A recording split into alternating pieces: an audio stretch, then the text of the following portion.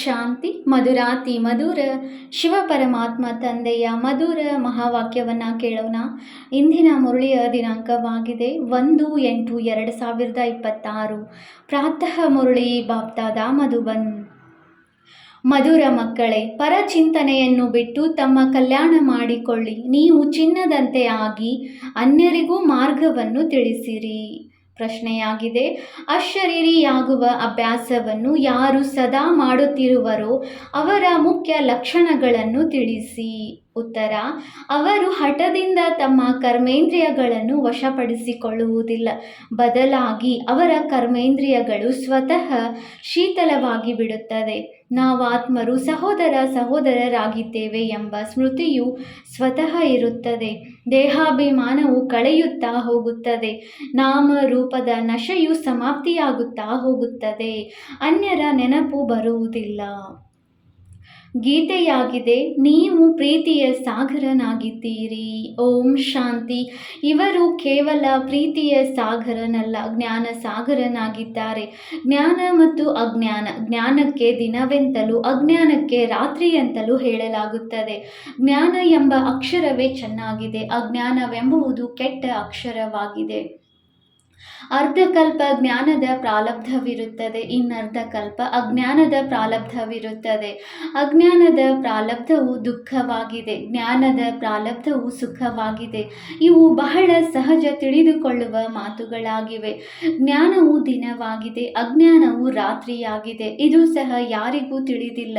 ಜ್ಞಾನವೆಂದು ಯಾವುದಕ್ಕೆ ಹೇಳಲಾಗುತ್ತದೆ, ಯಾವುದಕ್ಕೆ ಅಜ್ಞಾನವೆಂದು ಹೇಳಲಾಗುತ್ತದೆ? ಇವು ಬೇಹದ್ದಿನ ಮಾತುಗಳಾಗಿವೆ. ಜ್ಞಾನವೆಂದರೇನು, ಭಕ್ತಿ ಎಂದರೇನು ಎಂಬುದನ್ನು ನೀವು ಎಲ್ಲರಿಗೂ ತಿಳಿಸುತ್ತೀರಿ. ಜ್ಞಾನದಿಂದ ನೀವು ಪೂಜ್ಯರಾಗುತ್ತೀರಿ. ಯಾವಾಗ ಪೂಜ್ಯರಾಗಿ ಬಿಡುತ್ತೀರೋ ಆಗ ನಿಮಗೆ ಪೂಜೆಯ ಸಾಮಗ್ರಿ ಅಂದರೆ ಯಾವುದೆಲ್ಲ ಮಂದಿರ ಇತ್ಯಾದಿಗಳಿದೆಯೋ ಇದೆಲ್ಲದರ ಅರಿವಾಗುತ್ತದೆ. ನಿಮಗೆ ತಿಳಿದಿದೆ, ಇವೆಲ್ಲವೂ ನೆನಪಾರ್ಥವಾಗಿದೆ. ಅವರ ಜೀವನ ಚರಿತ್ರೆಯು ಏನೆಂಬುದನ್ನು ನೀವು ತಿಳಿದುಕೊಂಡಿದ್ದೀರಿ. ಯಾರು ಪೂಜೆ ಮಾಡಲು ಹೋಗುತ್ತಾರೆಯೋ ಅವರು ಸಹ ತಿಳಿದುಕೊಂಡಿಲ್ಲ. ಪೂಜೆಗೆ ಭಕ್ತಿ ಎಂದು ಹೇಳಲಾಗುತ್ತದೆ. ಭಗವಂತನು ಭಕ್ತಿಯ ಫಲವನ್ನು ಕೊಡುವುದಕ್ಕಾಗಿ ಭಕ್ತರೊಂದಿಗೆ ಮಿಲನ ಮಾಡಬೇಕಾಗಿದೆ. ಅಂದ ಮೇಲೆ ಭಗವಂತನೇ ಬಂದು ಪೂಜಾರಿಗಳಿಂದ ಪೂಜ್ಯರನ್ನಾಗಿ ಮಾಡುತ್ತಾರೆ. ಪೂಜ್ಯರು ಸತ್ಯಯುಗದಲ್ಲಿಯೂ ಪೂಜಾರಿಗಳು ಕಲಿಯುಗದಲ್ಲಿ ಇರುತ್ತಾರೆ. ಇಂದು ಏನಿದೆ, ನಾಳೆ ಏನಾಗುವುದು ಎಂಬುದನ್ನು ನೀವು ಮಕ್ಕಳು ತಿಳಿದುಕೊಂಡಿದ್ದೀರಿ. ವಿನಾಶವಂತೂ ಅವಶ್ಯವಾಗಿ ಆಗುವುದು. ಯಾವ ಸಮಯದಲ್ಲಿ ಬೇಕಾದರೂ ಆಗುವ ಸಾಧ್ಯತೆ ಇದೆ. ತಯಾರಿ ಆಗುತ್ತಿದೆ. ಅನೇಕ ಪ್ರಾಕೃತಿಕ ಆಪತ್ತುಗಳು ಬರುತ್ತವೆ ಎಂದು ಗಾಯನವಿದೆ. ಇದನ್ನು ಬರೆಯಬೇಕು. ಗೃಹಯುದ್ಧ ಮತ್ತು ಪ್ರಾಕೃತಿಕ ಆಪತ್ತುಗಳಿಗೆ ಈಶ್ವರೀಯ ವಿಕೋಪಗಳೆಂದು ಹೇಳುವುದಿಲ್ಲ. ಇದೆಲ್ಲವೂ ಡ್ರಾಮಾದಲ್ಲಿ ನಿಗದಿಯಾಗಿದೆ. ಇದರಲ್ಲಿ ಪ್ರಾಕೃತಿಕ ಆಪತ್ತುಗಳೆಲ್ಲವೂ ಬರಲಿವೆ. ವಿನಾಶದಲ್ಲಿ ಸಹಯೋಗ ಕೊಡುತ್ತದೆ. ಬೆಂಕಿಯ ಮಳೆ ಬೀಳುತ್ತದೆ. ಜನರು ಹಸಿವಿನಿಂದ ಸಾಯುತ್ತಾರೆ. ಭೂಕಂಪಗಳಾಗಲಿವೆ. ಇದರ ಮುಖಾಂತರವೇ ವಿನಾಶವಾಗಬೇಕಾಗಿದೆ. ಮಕ್ಕಳಿಗೆ ತಿಳಿದಿದೆ, ಇದಂತೂ ಅವಶ್ಯವಾಗಿ ಆಗುವುದು. ಇಲ್ಲದಿದ್ದರೆ ಸತ್ಯಯುಗದಲ್ಲಿ ಅಷ್ಟು ಕಡಿಮೆ ಜನಸಂಖ್ಯೆಯು ಹೇಗೆ ಇರುವುದು? ಅಂದ ಮೇಲೆ ಅವಶ್ಯವಾಗಿ ಒಟ್ಟಿಗೆ ವಿನಾಶವಾಗುವುದು. ಮಕ್ಕಳು ಬಹಳ ಚೆನ್ನಾಗಿ ತಿಳಿದುಕೊಂಡಿದ್ದೀರಿ. ಎಲ್ಲ ಬಟ್ಟೆಗಳನ್ನು ಈಗ ಒಗೆಯಲಾಗುತ್ತದೆ. ಇದು ಬೇಹದ್ದಿನ ಬಹಳ ದೊಡ್ಡ ಯಂತ್ರವಾಗಿದೆ. ಕೊಳಕಾದ ಬಟ್ಟೆಗಳನ್ನು ಒಗೆದರು ಎಂದು ಗಾಯನವಿದೆ. ವಾಸ್ತವದಲ್ಲಿ ಬಟ್ಟೆಗಳ ಮಾತಿಲ್ಲ, ಇದು ಶರೀರದ ಮಾತಾಗಿದೆ. ಆತ್ಮರನ್ನು ಯೋಗ ಬಲದಿಂದ ತೊಳೆಯಬೇಕಾಗಿದೆ. ಈ ಸಮಯದಲ್ಲಿ ಪಂಚತತ್ವಗಳೇ ತಮೋ ಪ್ರಧಾನವಾಗಿರುವುದರಿಂದ ಶರೀರವು ಅದೇ ರೀತಿ ಇರುತ್ತದೆ. ಪತಿತ ಪಾವನ ತಂದೆಯು ಬಂದು ಪಾವನರನ್ನಾಗಿ ಮಾಡುತ್ತಾರೆ. ಮತ್ತೆಲ್ಲರೂ ಸಮಾಪ್ತಿಯಾಗಿ ಬಿಡುತ್ತಾರೆ. ಹೇಗೆ ಪಾವನರಾಗುತ್ತೇವೆ ಎಂಬುದನ್ನು ನೀವು ತಿಳಿದುಕೊಂಡಿದ್ದೀರಿ. ತಂದೆಯು ಬಹಳ ಸಹಜ ಮಾರ್ಗವನ್ನು ತಿಳಿಸುತ್ತಾರೆ. ಮನುಷ್ಯರು ಏನನ್ನೂ ತಿಳಿದುಕೊಂಡಿಲ್ಲ. ಎಲ್ಲೆಲ್ಲಿ ಭಕ್ತಿ, ಯಜ್ಞ ಇತ್ಯಾದಿಗಳು ನಡೆಯುತ್ತವೆಯೋ ಅಲ್ಲಿಗೆ ಹೋಗಿ ತಿಳಿಸಿ. ನೀವು ಯಾರ ಭಕ್ತಿ ಮಾಡುತ್ತಿದ್ದೀರೋ ಅವರ ಚರಿತ್ರೆಯನ್ನು ತಿಳಿದುಕೊಳ್ಳುವುದರಿಂದಲೇ ನೀವು ದೇವತೆಗಳಾಗಲು ಸಾಧ್ಯ. ಅವರು ಹೇಗೆ ಜೀವನ್ಮುಕ್ತಿಯನ್ನು ಪಡೆದರು ಎಂಬುದನ್ನು ನೀವು ತಿಳಿದುಕೊಳ್ಳಿ, ಆಗ ನೀವು ಸಹ ಜೀವನ್ಮುಕ್ತರಾಗುವಿರಿ. ಮಂದಿರಗಳಲ್ಲಿ ಕುಳಿತು ಜೀವನ ಚರಿತ್ರೆಯನ್ನು ತಿಳಿಸಿದರೆ ಚೆನ್ನಾಗಿ ತಿಳಿದುಕೊಳ್ಳುವರು. ನೀವು ಸಹ ತಂದೆಯಿಂದ ಈಗ ಜೀವನ ಕಥೆಯನ್ನು ಕೇಳುತ್ತೀರಿ. ನೀವು ಮಕ್ಕಳಿಗೆ ಎಷ್ಟೊಂದು ತಿಳುವಳಿಕೆ ಸಿಕ್ಕಿದೆ. ಪರಮಪಿತ ಪರಮಾತ್ಮನ ಜೀವನ ಚರಿತ್ರೆಯನ್ನು ಯಾರೂ ತಿಳಿದುಕೊಂಡಿಲ್ಲ. ಸರ್ವವ್ಯಾಪಿ ಎಂದು ಹೇಳುವುದಾದರೆ ಅಲ್ಲಿ ಜೀವನ ಚರಿತ್ರೆಯ ಮಾತೇ ಬರುವುದಿಲ್ಲ. ನೀವು ಮಕ್ಕಳು ಈಗ ಪರಮಪಿತ ಪರಮಾತ್ಮನ ಜೀವನ ಕಥೆಯನ್ನು ತಿಳಿದುಕೊಂಡಿದ್ದೀರಿ. ಅಂದರೆ ಆದಿ ಮಧ್ಯ ಅಂತ್ಯವನ್ನು ಅರಿತುಕೊಂಡಿದ್ದೀರಿ. ಈ ಸಮಯಕ್ಕೆ ಆದಿ ಎಂದು ಹೇಳುತ್ತಾರೆ. ಈಗಲೇ ತಂದೆಯು ಬಂದು ಪತಿತರನ್ನು ಪಾವನ ಮಾಡುತ್ತಾರೆ. ನಂತರ ಮಧ್ಯದಲ್ಲಿ ಭಕ್ತಿಯ ಪಾತ್ರವು ನಡೆಯುತ್ತದೆ. ತಂದೆಯು ತಿಳಿಸುತ್ತಾರೆ, ಈ ಸಮಯದಲ್ಲಿ ನಾನು ಬಂದು ಸ್ಥಾಪನೆ ಮಾಡುತ್ತೇನೆ, ಮಾಡಿಸುತ್ತೇನೆ, ಮಾಡಿಸುವವನಾಗಿದ್ದೇನೆ. ಪ್ರೇರಣೆ ಕೊಡುವುದಾದರೆ ಅದಕ್ಕೆ ಮಾಡುವುದೆಂದು ಹೇಳುವುದಿಲ್ಲ. ತಂದೆಯು ಬಂದು ಇವರ ಕರ್ಮೇಂದ್ರಿಯಗಳ ಮೂಲಕ ಮಾಡುತ್ತಾರೆ. ಇದರಲ್ಲಿ ಪ್ರೇರಣೆಯ ಮಾತಿಲ್ಲ. ಮಾಡಿಸುವವರು ಅವಶ್ಯವಾಗಿ ಸನ್ಮುಖದಲ್ಲಿದ್ದಾಗಲೇ ಮಾಡಿಸುವರು. ಪ್ರೇರಣೆಯಿಂದ ಏನೂ ಆಗಲು ಸಾಧ್ಯವಿಲ್ಲ. ಆತ್ಮವು ಶರೀರವಿಲ್ಲದೆ ಏನೂ ಮಾಡಲು ಸಾಧ್ಯವಿಲ್ಲ. ಅನೇಕರು ಹೇಳುತ್ತಾರೆ, ಈಶ್ವರನೇ ಪ್ರೇರಣೆಯಿಂದ ಎಲ್ಲವನ್ನೂ ಮಾಡುತ್ತಾರೆ. ಬಾಬಾ ತಾವು ಪ್ರೇರಣೆ ಕೊಡಿ, ನಮ್ಮ ಪತಿಯ ಬುದ್ಧಿಯು ಸರಿ ಹೋಗಲಿ ಎಂದು ಹೇಳುತ್ತಾರೆ. ತಂದೆಯು ತಿಳಿಸುತ್ತಾರೆ, ಮಕ್ಕಳೇ, ಇದರಲ್ಲಿ ಪ್ರೇರಣೆಯ ಮಾತಿಲ್ಲ. ಹಾಗಿದ್ದರೆ ಶಿವ ಜಯಂತಿಯನ್ನು ಏಕೆ ಆಚರಿಸಲಾಗುತ್ತಿತ್ತು? ಪ್ರೇರಣೆಯಿಂದ ಕೆಲಸವಾಗುವಂತಿದ್ದರೆ ಮತ್ತೆ ಬರುವುದಾದರೂ ಏಕೆ? ಮೊದಲನೆಯದಾಗಿ ಈಶ್ವರನೆಂದರೆ ಯಾರು ಎಂಬುದನ್ನು ತಿಳಿದುಕೊಂಡಿಲ್ಲ. ಕೇವಲ ಈಶ್ವರನ ಪ್ರೇರಣೆಯಿಂದ ಎಲ್ಲವೂ ಆಗುತ್ತದೆ ಎಂದು ಹೇಳಿಬಿಡುತ್ತಾರೆ. ನಿರಾಕಾರನು ಪ್ರೇರಣೆಯಿಂದ ಹೇಗೆ ಮಾಡುತ್ತಾರೆ? ಅವರಂತೂ ಮಾಡಿಸುವವರಾಗಿದ್ದಾರೆ. ಅವರೇ ಬಂದು ಮಾರ್ಗವನ್ನು ತಿಳಿಸುತ್ತಾರೆ. ಕರ್ಮೇಂದ್ರಿಯಗಳಿಂದ ಮುರುಳಿಯನ್ನು ನುಡಿಸುತ್ತಾರೆ. ಎಲ್ಲಿಯವರೆಗೆ ಕರ್ಮೇಂದ್ರಿಯಗಳ ಆಧಾರ ತೆಗೆದುಕೊಳ್ಳುವುದಿಲ್ಲವೋ ಅಲ್ಲಿಯವರೆಗೆ ಮುರುಳಿಯನ್ನು ಹೇಗೆ ನುಡಿಸುವುದು? ಜ್ಞಾನ ಸಾಗರನೆಂದ ಮೇಲೆ ತಿಳಿಸುವುದಕ್ಕಾಗಿ ಮುಖ ಬೇಕಲ್ಲವೇ? ಈಗ ನೀವು ಮಕ್ಕಳಿಗೆ ಇಡೀ ಪ್ರಪಂಚದ ಆದಿ ಮಧ್ಯ ಅಂತ್ಯದ ಬಗ್ಗೆ ತಿಳಿದಿದೆ. ಸಂಪೂರ್ಣ ಜ್ಞಾನ ಸಿಕ್ಕಿದೆ. ಜ್ಞಾನವಿಲ್ಲದೆ ಗತಿಯಿಲ್ಲವೆಂದು ತಿಳಿಯುತ್ತಾರೆ. ಅಂದ ಮೇಲೆ ಜ್ಞಾನವನ್ನು ಯಾರು ಕೊಡುವರು? ಜ್ಞಾನ ಮಾರ್ಗ ಮತ್ತು ಅಜ್ಞಾನ ಮಾರ್ಗದಲ್ಲಿ ಇರುವ ಅಂತರವನ್ನಾದರೂ ನೋಡಿರಿ.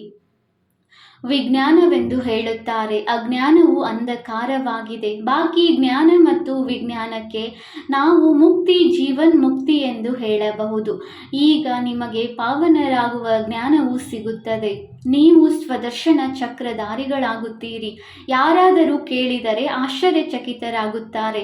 ಆತ್ಮವು ಜ್ಞಾನವನ್ನು ತೆಗೆದುಕೊಳ್ಳುತ್ತದೆ ಎಂದು ಹೇಳುತ್ತಾರೆ. ಅಂದ ಮೇಲೆ ಆತ್ಮವು ಅವಶ್ಯವಾಗಿ ಸಂಸ್ಕಾರವನ್ನು ತೆಗೆದುಕೊಂಡು ಹೋಗುತ್ತದೆಯಲ್ಲವೇ? ಮನುಷ್ಯರಿಂದ ದೇವತೆಗಳಾಗುತ್ತೀರೆಂದರೆ ಜ್ಞಾನವಿರಬೇಕಾಗಿದೆ. ಆದರೆ ತಂದೆಯು ತಿಳಿಸುತ್ತಾರೆ, ಪ್ರಾರಬ್ಧಕ್ಕಾಗಿ ಇದು ಪುರುಷಾರ್ಥವಾಗಿದೆ. ಪ್ರಾರಬ್ಧವನ್ನು ಪಡೆದ ಮೇಲೆ ಮತ್ತೆ ಜ್ಞಾನದ ಅವಶ್ಯಕತೆ ಏನಿದೆ? ಸತ್ಯಯುಗವು ನೀವು ಮಕ್ಕಳಿಗಾಗಿ ಪ್ರಾರಬ್ಧವಾಗಿದೆ. ಈ ಮಾತುಗಳನ್ನು ಕೇಳುತ್ತಿದ್ದಂತೆಯೇ ಆಶ್ಚರ್ಯಚಕಿತರಾಗುತ್ತಾರೆ. ಈ ಜ್ಞಾನವು ಪರಂಪರೆಯಿಂದ ಏಕೆ ನಡೆಯುತ್ತಾ ಬಂದಿಲ್ಲ ಎಂದು ಕೇಳುತ್ತಾರೆ. ಇದು ಪ್ರಾಯಲೋಪವಾಗಿ ಬಿಡುತ್ತದೆ. ದಿನವಾಯಿತೆಂದರೆ ಮತ್ತೆ ಅಜ್ಞಾನವಿರುವುದಿಲ್ಲ. ಅಜ್ಞಾನವಿದ್ದಾಗಲೇ ಜ್ಞಾನದ ಅವಶ್ಯಕತೆ ಇರುವುದು. ಇವು ಸಹ ತಿಳಿದುಕೊಳ್ಳುವ ಮತ್ತು ತಿಳಿಸುವ ಮಾತುಗಳಾಗಿವೆ. ಕೂಡಲೇ ಯಾರೂ ತಿಳಿದುಕೊಳ್ಳುವುದಿಲ್ಲ. ಶಿವ ತಂದೆಯು ಭಾರತದಲ್ಲಿಯೇ ಬರುತ್ತಾರೆ. ಮಕ್ಕಳಿಗಾಗಿ ಉಡುಗೊರೆಯನ್ನು ತೆಗೆದುಕೊಂಡು ಬರುತ್ತಾರೆ. ಭಕ್ತಿಯ ಫಲವನ್ನು ಕೊಡುವುದಕ್ಕಾಗಿ ಬರುತ್ತಾರೆ. ಭಕ್ತಿಯ ನಂತರ ಸದ್ಗತಿ, ವಿನಾಶವು ಅವಶ್ಯವಾಗಿ ಆಗುವುದು. ಅದಕ್ಕಾಗಿ ಎಲ್ಲ ತಯಾರಿಗಳು ಆಗಿವೆ. ನೀವು ಕೇಳುತ್ತಾ ಇರುತ್ತೀರಿ. ಒಂದು ಕಿಡಿ ಬಿದ್ದರೂ ಸಹ 1-2 ಗಂಟೆಯಲ್ಲಿ ಇಡೀ ಮನೆಯೇ ಸುಟ್ಟು ಭಸ್ಮವಾಗಿ ಬಿಡುತ್ತದೆ. ಇದೇನು ಹೊಸ ಮಾತಲ್ಲ. ವಿನಾಶವು ಖಂಡಿತ ಆಗಬೇಕಾಗಿದೆ. ಸತ್ಯಯುಗದಲ್ಲಿ ಇರುವುದೇ ಕಡಿಮೆ ಜನಸಂಖ್ಯೆ. ಅದರಲ್ಲಿಯೂ ಶ್ರೇಷ್ಠಾಚಾರಿಗಳಾಗಿರುತ್ತಾರೆ. ಅಂದಾಗ ಶ್ರೇಷ್ಠಾಚಾರಿಗಳು ಆಗುವುದರಲ್ಲಿ ಎಷ್ಟೊಂದು ಪರಿಶ್ರಮವಾಗುತ್ತದೆ. ಮಾಯೆಯು ಒಮ್ಮೆಲೆ ಮೂಗನ್ನು ಹಿಡಿದುಕೊಳ್ಳುತ್ತದೆ. ಹೀಗೆ ಬೀಳುವವರಿಗೆ ಬಹಳ ಪೆಟ್ಟು ಬೀಳುತ್ತದೆ, ಸಮಯ ಹಿಡಿಸುತ್ತದೆ. ಕಾಮ ವಿಕಾರವು ಅತೀ ದೊಡ್ಡ ಪೆಟ್ಟಾಗಿದೆ. ಆದ್ದರಿಂದಲೇ ಕಾಮ ಮಹಾಶತ್ರುವೆಂದು ಹೇಳಲಾಗುತ್ತದೆ.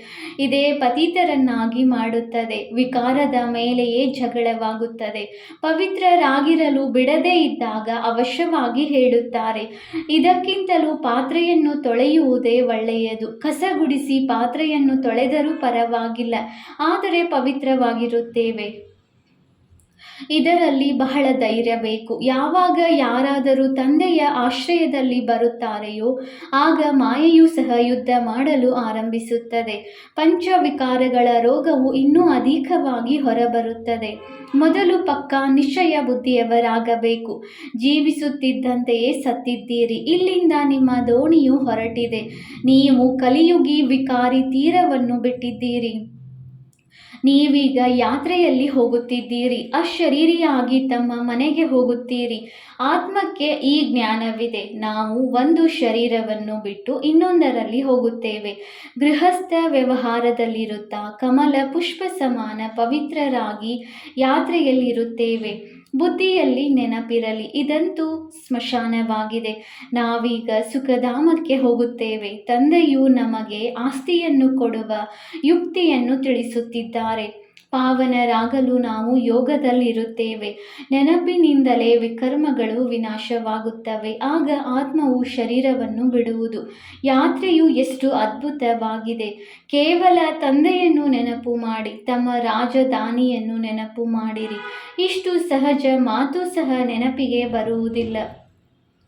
ತಂದೆಯನ್ನು ನೆನಪು ಮಾಡಿ ಸಾಕು. ಆದರೆ ಮಾಯೆಯು ಅವರನ್ನು ನೆನಪು ಮಾಡಲು ಬಿಡುವುದಿಲ್ಲ. ಪರಿಶ್ರಮವಾಗುತ್ತದೆ. ನಮ್ಮ ತಂದೆಯು ಬಂದಿದ್ದಾರೆಂದು ಆತ್ಮಕ್ಕೆ ಜ್ಞಾನ ಸಿಕ್ಕಿದೆ. ಆತ್ಮವೇ ಓದುತ್ತದೆಯಲ್ಲವೇ? ಆತ್ಮವು ಶರೀರದ ಮೂಲಕ ಜನ್ಮ ಪಡೆಯುತ್ತದೆ. ಆತ್ಮವು ಸಹೋದರನಾಗಿದೆ. ದೇಹಾಭಿಮಾನದಲ್ಲಿ ಬರುವುದರಿಂದ ಮತ್ತೆ ಅನೇಕ ಸಂಬಂಧಗಳಾಗಿ ಬಿಡುತ್ತವೆ. ಇಲ್ಲಿ ನೀವು ಸಹೋದರರಾಗಿದ್ದೀರಿ. ಪರಸ್ಪರ ಸಹೋದರಿಯರೂ ಆಗಿದ್ದೀರಿ. ಪ್ರವೃತ್ತಿ ಮಾರ್ಗವಲ್ಲವೇ? ಇಬ್ಬರಿಗೂ ಆಸ್ತಿಯೂ ಬೇಕು. ಆತ್ಮವೇ ಪುರುಷಾರ್ಥ ಮಾಡುತ್ತದೆ. ತಮ್ಮನ್ನು ಆತ್ಮನೆಂದು ತಿಳಿದುಕೊಳ್ಳುವುದೇ ಪರಿಶ್ರಮವಿದೆ. ದೇಹಾಭಿಮಾನವಿರಬಾರದು. ಶರೀರವೇ ಇಲ್ಲವೆಂದ ಮೇಲೆ ಯಾವುದರಿಂದ ವಿಕಾರ ನಡೆಸುವುದು? ನಾವಾತ್ಮರಾಗಿದ್ದೇವೆ. ತಂದೆಯ ಬಳಿ ಹೋಗಬೇಕಾಗಿದೆ. ಶರೀರದ ಅಭಿಮಾನವೇ ಇರಬಾರದು. ಎಷ್ಟು ಯೋಗಿಗಳಾಗುತ್ತಾ ಹೋಗುತ್ತೀರೋ ಅಷ್ಟು ಕರ್ಮೇಂದ್ರಿಯಗಳು ಶೀತಲವಾಗುತ್ತಾ ಹೋಗುವವು.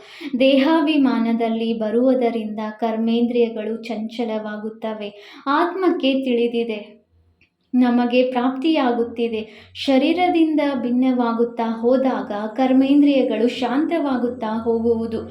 ಸನ್ಯಾಸಿಗಳು ಔಷಧಿಯನ್ನು ಸೇವಿಸಿ ಕರ್ಮೇಂದ್ರಿಯಗಳನ್ನು ಶಾಂತ ಮಾಡಿಕೊಳ್ಳುತ್ತಾರೆ. ಅದಂತೂ ಹಠಯೋಗವಾಯಿತಲ್ಲವೇ? ನೀವು ಯೋಗದಿಂದ ಕೆಲಸ ತೆಗೆದುಕೊಳ್ಳಬೇಕಾಗಿದೆ. ಯೋಗ ಬಲದಿಂದ ನೀವು ಕರ್ಮೇಂದ್ರಿಯಗಳನ್ನು ವಶಪಡಿಸಿಕೊಳ್ಳಲು ಸಾಧ್ಯವಿಲ್ಲವೇ? ಎಷ್ಟು ಆತ್ಮಾಭಿಮಾನಿಯಾಗುತ್ತಾ ಹೋಗುತ್ತೀರೋ ಅಷ್ಟು ಕರ್ಮೇಂದ್ರಿಯಗಳು ಶಾಂತವಾಗಿ ಬಿಡುತ್ತವೆ. ಬಹಳ ಪರಿಶ್ರಮ ಪಡಬೇಕಾಗುತ್ತದೆ. ಪ್ರಾಪ್ತಿಯು ಬಹಳ ಉನ್ನತವಾಗಿದೆಯಲ್ಲವೇ? ತಂದೆಯು ತಿಳಿಸುತ್ತಾರೆ, ಯೋಗ ಬಲದಿಂದ ನೀವು ವಿಶ್ವದ ಮಾಲೀಕರಾಗುತ್ತೀರಿ. ಕರ್ಮೇಂದ್ರಿಯಗಳ ಮೇಲೆ ಜಯಗಳಿಸುತ್ತೀರಿ. ಆದ್ದರಿಂದ ಭಾರತದ ಯೋಗವು ಪ್ರಸಿದ್ಧವಾಗಿದೆ. ನೀವು ಮನುಷ್ಯನಿಂದ ದೇವತೆ, ಪತಿತರಿಂದ ಪಾವನರಾಗುತ್ತೀರಿ. ಪ್ರಜೆಗಳು ಸಹ ಸ್ವರ್ಗವಾಸಿಗಳೇ ಅಲ್ಲವೇ? ಯೋಗ ಬಲದಿಂದ ನೀವು ಸ್ವರ್ಗವಾಸಿಗಳು ಆಗುತ್ತೀರಿ. ಬಾಹುಬಲದಿಂದ ಸಾಧ್ಯವಿಲ್ಲ. ಇದರಲ್ಲಿ ಏನೂ ಕಷ್ಟವಿಲ್ಲ. ಕುಮಾರಿಯರಿಗಂತೂ ಸ್ವಲ್ಪವೂ ಪರಿಶ್ರಮ ಇಲ್ಲ. ಬಂಧನ ಮುಕ್ತರಾಗಿದ್ದಾರೆ. ವಿಕಾರದಲ್ಲಿ ಹೋದರೆಂದರೆ ಬಹಳ ದೊಡ್ಡ ಪಂಚಾಯಿತಿಯಾಗಿ ಬಿಡುತ್ತದೆ. ಕುಮಾರಿಯರು ಆಗಿರುವುದೇ ಒಳ್ಳೆಯದಾಗಿದೆ. ಇಲ್ಲವಾದರೆ ಮತ್ತೆ ಅದರ್ ಕುಮಾರಿ ಎಂದು ಹೆಸರು ಬರುತ್ತದೆ. ಅಂದ ಮೇಲೆ ದಂಪತಿಗಳಾಗುವುದಾದರೂ ಏಕೆ? ಇದರಲ್ಲಿಯೂ ನಾಮರೂಪದ ನಶೆ ಇರುತ್ತದೆ. ಇದು ಸಹ ಮೂರ್ಖತೆಯಾಗಿದೆ. ದಂಪತಿಗಳಾದ ಮೇಲೆ ಪವಿತ್ರರಾಗಿರಲು ಬಹಳ ದೊಡ್ಡ ಸಾಹಸ ಬೇಕು. ಜ್ಞಾನದ ಪರಾಕಾಷ್ಠತೆಯನ್ನು ಹೊಂದಿರಬೇಕು. ಅನೇಕರು ಇದರಲ್ಲಿ ಸಾಹಸವನ್ನು ಇಡುತ್ತಾರೆ, ಆದರೆ ವಿಕಾರದ ಬೆಂಕಿಯ ಶಾಖವು ಬಂದು ಬಿಟ್ಟರೆ ಆಟವೇ ಸಮಾಪ್ತಿಯಾಗುವುದು. ಆದ್ದರಿಂದ ತಂದೆಯು ತಿಳಿಸುತ್ತಾರೆ, ಕುಮಾರಿಯರಾಗಿರುವುದೇ ಒಳ್ಳೆಯದು. ಅದರ್ ಕುಮಾರಿಯಾಗುವ ಸಂಕಲ್ಪವಾದರೂ ಏಕೆ ಮಾಡಬೇಕು? ಕುಮಾರಿಯರ ಹೆಸರು ಪ್ರಸಿದ್ಧಿಯಾಗಿದೆ. ಬಾಲ ಬ್ರಹ್ಮಚಾರಿಯಾಗಿದ್ದೀರಿ. ಬಾಲ ಬ್ರಹ್ಮಚಾರಿಯಾಗುವುದು ಒಳ್ಳೆಯದಾಗಿದೆ. ಪವಿತ್ರತೆಯ ಶಕ್ತಿ ಇರುತ್ತದೆ, ಮತ್ಯಾರ ನೆನಪು ಬರುವುದಿಲ್ಲ. ಬಾಕಿ ಸಾಹಸವಿದ್ದರೆ ಮಾಡಿ ತೋರಿಸಿ, ಇದರಲ್ಲಿಯೇ ಪರಿಶ್ರಮವಿದೆ. ಕುಮಾರಿ ಇದ್ದಾಗ ಒಬ್ಬರೇ ಇರುತ್ತಾರೆ. ವಿವಾಹವಾಗಿ ಬಿಟ್ಟರೆ ಅಲ್ಲಿ ಇಬ್ಬರಾಗಿ ಬಿಡುತ್ತಾರೆ. ಇಬ್ಬರಿಂದ ದ್ವೈತವು ಬಂದು ಬಿಡುತ್ತದೆ. ಸಾಧ್ಯವಾದಷ್ಟು ಕುಮಾರಿಯಾಗಿರುವುದೇ ಒಳ್ಳೆಯದಾಗಿದೆ. ಕುಮಾರಿಯರು ಸೇವೆಗಾಗಿ ಹೊರಡಬಹುದಾಗಿದೆ. ಬಂಧನದಲ್ಲಿ ಬಿದ್ದರೆ ಮತ್ತೆ ಗೊಂದಲವು ವೃದ್ಧಿಯಾಗುತ್ತಾ ಹೋಗುತ್ತದೆ. ಅಂದ ಮೇಲೆ ಬುದ್ಧಿಯು ಸಿಕ್ಕಿ ಹಾಕಿಕೊಳ್ಳುವಂತಹ ಜಾಲವನ್ನು ರಚಿಸುವುದಾದರೂ ಏಕೆ? ಇಂತಹ ಜಾಲದಲ್ಲಿ ಸಿಲುಕುವುದು ಸರಿಯಲ್ಲ. ಕುಮಾರಿಯರಿಗಂತೂ ಇನ್ನೂ ಒಳ್ಳೆಯದಾಗಿದೆ. ಕುಮಾರಿಯರು ಹೆಸರನ್ನು ತಂದಿದ್ದೀರಿ. ಕನ್ನಯ್ಯ ಎಂಬ ಹೆಸರು ಗಾಯನವೂ ಇದೆಯಲ್ಲವೇ? ಕುಮಾರಿಯಾಗಿರುವುದು ಬಹಳ ಒಳ್ಳೆಯದಾಗಿದೆ. ನಿಮಗಾಗಿ ಬಹಳ ಸಹಜವಾಗಿದೆ. ವಿದ್ಯಾರ್ಥಿ ಜೀವನವು ಪವಿತ್ರ ಜೀವನವೂ ಆಗಿದೆ. ಬುದ್ಧಿಯು ತಾಜಾ ಆಗಿರುತ್ತದೆ. ಕುಮಾರಿಯರು ಭೀಷ್ಮ ಪಿತಾಮಹರಂತೆ ಆಗಬೇಕಾಗಿದೆ. ಕಲ್ಪದ ಮೊದಲು ಸಹ ಇದ್ದೀರಿ. ಆದ್ದರಿಂದಲೇ ದಿಲ್ವಾಡ ಮಂದಿರದಲ್ಲಿ ನೆನಪಾರ್ಥವಿದೆ. ಈಗ ತಂದೆಯು ಮಕ್ಕಳಿಗೆ ಆದೇಶ ನೀಡುತ್ತಾರೆ, ನನ್ನನ್ನು ನೆನಪು ಮಾಡಿರಿ. ಮತ್ತೆಲ್ಲ ಮಾತುಗಳನ್ನು ಬಿಟ್ಟು ನೀವು ನಿಮ್ಮ ಕಲ್ಯಾಣ ಮಾಡಿಕೊಳ್ಳಿರಿ. ತಂದೆಯನ್ನು ನೆನಪು ಮಾಡುವುದರಲ್ಲಿಯೇ ಕಲ್ಯಾಣವಿದೆ. ತಪ್ಪುಗಳು ಆಗುತ್ತವೆ ಎಂದರೆ ಮಕ್ಕಳು ಬಿದ್ದು ಹೋಗುತ್ತಾರೆ. ನೀವು ಪರಚಿಂತನೆಯನ್ನು ಬಿಟ್ಟು ತಮ್ಮ ಕಲ್ಯಾಣ ಮಾಡಿಕೊಳ್ಳಿ. ಅನ್ಯ ಚಿಂತನೆಯಲ್ಲಿ ಹೋಗಲೇಬೇಡಿ. ನೀವು ಚಿನ್ನದಂತೆ ಆಗಿಬಿಡಿ. ಅನ್ಯರಿಗೂ ಮಾರ್ಗವನ್ನು ತೋರಿಸಿರಿ. ಸತೋಪ್ರಧಾನರಾಗಲು ಇದೊಂದೇ ಉಪಾಯವಾಗಿದೆ. ಪಾವನರಾಗದ ವಿನಃ ಮುಕ್ತಿಧಾಮದಲ್ಲಿ ಹೋಗಲು ಸಾಧ್ಯವಿಲ್ಲ. ಒಂದೇ ಉಪಾಯವಾಗಿದೆ. ಇದರಿಂದಲೇ ಮತ್ತೆ ಅಂತಮತಿ ಸೋಗತಿಯಾಗುವುದು. ಈಗ ಅಲ್ಲ ಸಲ್ಲದ ಮಾತುಗಳನ್ನು ಬಿಟ್ಟು ಬಿಡಿ. ಇಲ್ಲದಿದ್ದರೆ ತಮ್ಮದೇ ನಷ್ಟ ಮಾಡಿಕೊಳ್ಳುವಿರಿ. ತಂದೆಯು ಶಾಪ ಕೊಡುವುದಿಲ್ಲ. ಶ್ರೀಮತದಂತೆ ನಡೆಯದಿದ್ದರೆ ತಮ್ಮನ್ನು ತಾವೇ ಶಾಪಗ್ರಸ್ತರನ್ನಾಗಿ ಮಾಡಿಕೊಳ್ಳುತ್ತೀರಿ. ಒಳ್ಳೆಯದು. ಮಧುರಾತಿ ಮಧುರ ಅಗಲಿ ಹೋಗಿ ಮರಳಿ ಸಿಕ್ಕಿರುವ ಮಕ್ಕಳ ಪ್ರತಿ ಮಾತಾಪಿತ ಬಾಪ್ದಾದಾರವರ ನೆನಪು, ಪ್ರೀತಿ ಹಾಗೂ ಸುಪ್ರಭಾತ. ಆತ್ಮಿಕ ಮಕ್ಕಳಿಗೆ ಆತ್ಮಿಕ ತಂದೆಯ ನಮಸ್ತೆ. ನಾವು ಆತ್ಮಿಕ ಮಕ್ಕಳಿಂದ ಆತ್ಮಿಕ ತಂದೆಗೆ ನೆನಪು, ಪ್ರೀತಿ ಹಾಗೂ ನಮಸ್ತೆ ನಮಸ್ತೆ ನಮಸ್ತೆ. ಧಾರಣೆಗಾಗಿ ಮುಖ್ಯ ಸಾರ. Point number 1. ನಿಶ್ಚಯ ಬುದ್ಧಿಯವರಾಗಿ ಜೀವಿಸುತ್ತಿದ್ದಂತೆಯೇ ಈ ಹಳೆಯ ಪ್ರಪಂಚದಿಂದ ತಮ್ಮ ದೋಣಿಯ ಹಗ್ಗವನ್ನು ಬಿಚ್ಚಬೇಕಾಗಿದೆ. ತಂದೆಯ ಪ್ರತಿ ಆಜ್ಞೆಯನ್ನು ಪಾಲನೆ ಮಾಡಿ ತಮ್ಮ ಕಲ್ಯಾಣ ಮಾಡಿಕೊಳ್ಳಬೇಕಾಗಿದೆ. Point number 2. ಅನ್ಯರ ಚಿಂತನೆಯನ್ನು ಬಿಟ್ಟು ತಮ್ಮ ಬುದ್ಧಿಯನ್ನು ಸ್ವಚ್ಛ ಚಿನ್ನದಂತೆ ಮಾಡಿಕೊಳ್ಳಬೇಕಾಗಿದೆ. ಅಲ್ಲ ಸಲ್ಲದ ಮಾತುಗಳಲ್ಲಿ ತಮ್ಮ ಸಮಯವನ್ನು ನಷ್ಟ ಮಾಡಿಕೊಳ್ಳಬಾರದು. ಯೋಗ ಬಲದಿಂದ ತಮ್ಮ ಕರ್ಮೇಂದ್ರಿಯಗಳನ್ನು ಶಾಂತ ಶೀತಲ ಮಾಡಿಕೊಳ್ಳಬೇಕಾಗಿದೆ. ವರದಾನ: ತಮ್ಮ ವಿಜಯ ಅಥವಾ ಸಫಲತೆಯನ್ನು ನಿಶ್ಚಿಂತವೆಂದು ತಿಳಿದುಕೊಂಡು ಸದಾ ನಿಶ್ಚಿಂತವಾಗಿರುವ ನಿಶ್ಚಯ ಬುದ್ಧಿ ಭವ. ಯಾವ ಮಕ್ಕಳು ಸದಾ ತಂದೆಯಲ್ಲಿ ಸ್ವಯಂನ ಪಾತ್ರದಲ್ಲಿ ಮತ್ತು ಡ್ರಾಮಾದ ಪ್ರತಿ ಸೆಕೆಂಡಿನ ಪಾತ್ರದಲ್ಲಿ 100% ನಿಶ್ಚಯ ಬುದ್ಧಿ ಆಗಿದ್ದಾರೆಯೋ ಅವರ ವಿಜಯ ಅಥವಾ ಸಫಲತೆಯು ನಿಶ್ಚಿತವಾಗಿದೆ. ನಿಶ್ಚಿತ ವಿಜಯವಿರುವ ಕಾರಣದಿಂದ ಅವರು ಸದಾ ನಿಶ್ಚಿಂತವಾಗಿರುತ್ತಾರೆ. ಅವರ ಚಹರೆಯಿಂದ ಯಾವುದೇ ಚಿಂತೆಯ ರೇಖೆಗಳು ಕಂಡು ಬರುವುದಿಲ್ಲ. ಅವರಿಗೆ ಸದಾ ಈ ನಿಶ್ಚಯವಿರುತ್ತದೆ, ಈ ಕಾರ್ಯ ಅಥವಾ ಈ ಸಂಕಲ್ಪವು ಸಿದ್ಧಿಯಾಗಿಯೇ ಇದೆ. ಅವರಲ್ಲಿ ಎಂದೂ ಯಾವುದೇ ಮಾತಿನಲ್ಲಿ ಪ್ರಶ್ನೆಯು ಉತ್ಪನ್ನವಾಗಲು ಸಾಧ್ಯವಿಲ್ಲ. ಸ್ಲೋಗನ್: ಹೇಳುವುದರಲ್ಲಿ ಭಾವನೆ ಮತ್ತು ಭಾವವನ್ನು ಬದಲಾಯಿಸಿ ಬಿಡುವುದೇ ವಾಯುಮಂಡಲವನ್ನು ಹಾಳು ಮಾಡುವುದಾಗಿದೆ. ಅವ್ಯಕ್ತ ಸೂಚನೆ: ಅಪವಿತ್ರತೆಯ ಬೀಜವನ್ನು ಸಮಾಪ್ತಿ ಮಾಡಿ ಸಂಪೂರ್ಣ ಸ್ವಚ್ಛ ಪವಿತ್ರ ಆಗಿರಿ. ಸಂಪೂರ್ಣ ಪವಿತ್ರತೆಯ ಲೆಕ್ಕದಲ್ಲಿ ವ್ಯರ್ಥ ಸಂಕಲ್ಪವೂ ಸಹ ಅಪವಿತ್ರತೆಯ ಬೀಜವಾಗಿದೆ. ವ್ಯರ್ಥ ಸಂಕಲ್ಪ ನಡೆಯುವುದು ಬಹುತೇಕ ಮಕ್ಕಳಲ್ಲಿ ಈಗಲೂ ಸಹ ಸಂಸ್ಕಾರ ಉಳಿದುಕೊಂಡಿದೆ. ವ್ಯರ್ಥ ಸಂಕಲ್ಪದ ಆಧಾರ ಮನಸ್ಸಾಗಿದೆ. ಯಾವುದು ಮನ್ಮನಾಭವ ಆಗಲು ಬಿಡುವುದಿಲ್ಲ. ಹಾಗಾಗಿ ಶ್ರೀಮತ ರೂಪಿ ಲಗಾಮು ಟೈಟ್ ಮಾಡಿಕೊಂಡು ವ್ಯರ್ಥ ಸಂಕಲ್ಪಗಳ ಅಪವಿತ್ರತೆಯನ್ನು ಸಮಾಪ್ತಿ ಮಾಡಿ. ಓಂ ಶಾಂತಿ.